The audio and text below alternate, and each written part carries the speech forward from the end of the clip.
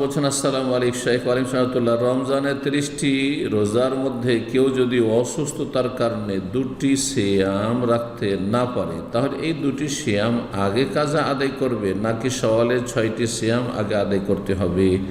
আগে কোনটা আদায় করবে? এই বিষয়ে প্রথম সওয়ালে যে প্রশ্ন ছিল তাতে আমি বলে ফেলেছি। আবার বলি, রমজান মাসের 30টি বা 29টি সিয়াম, কারো দুটো বা কম বেশি কাজা হয়ে গেছে, এখন কাজা সিয়াম আগে রাখবে নাকি সওয়ালের সিয়াম 6টি আগে রেখে নিতে পারবে? এই ক্ষেত্রে ইখতিলাফ রয়েছে, দ্বিমত রয়েছে।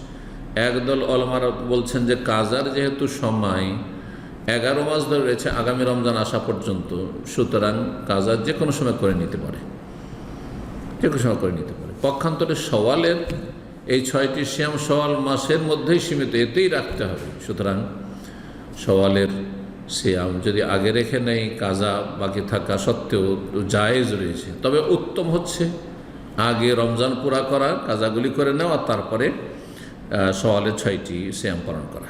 এটি মত প্রাধান্যযোগ্য। আর একটি মত হচ্ছে না, আগে রমজানের সিয়াম কমপ্লিট করতে হবে। 29 যা আছে, কাজা বাকি আছে, আপনি বকিয়া রাখুন। কাজা করার পরেই তখন আপনার অধিকার হবে সওয়ালের 6টি রোজা রাখার। এটিও অনেক বিজ্ঞ আলেমদের মত রয়েছে।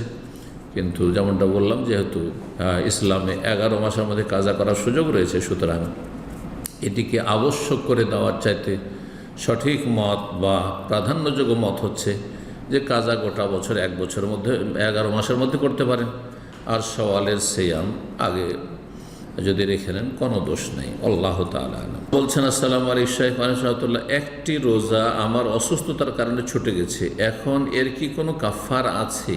না, রোজা যদি শরঈ কারণবশত ছুটে থাকে, ফামান কানা মিনকুম মারিদান, কেউ যদি অসুস্থ থাকে, আও আলা সাফারিন, অথবা সফরে ছিল, তাহলে শরীয়তে আপনার রোজা কাজা করার শরঈ ওজর গ্রহণযোগ্য, তাহলে কোনো কাফারা নেই আর গুনহাও নেই। আপনাকে কি করতে হবে?